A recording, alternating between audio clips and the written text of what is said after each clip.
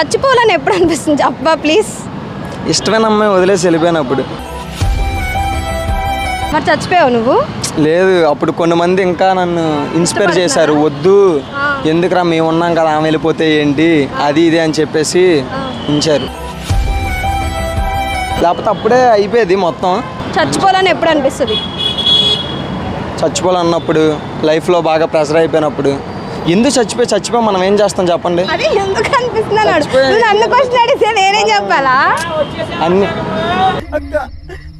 వచ్చేసావా? ఏదో చుట్టం చూపుకి పిలిచాలక్క, ఆ మాత్రానికి వచ్చేస్తావా? అది కాదు కానీ ఒకసారి ఆ కాయ కానీ కాయ ఏదో అడిగితే దానికి ఆన్సర్ చెప్పేసి వెళ్ళిపోతా. సరే కాయని కాయ ఏంటా కాయ?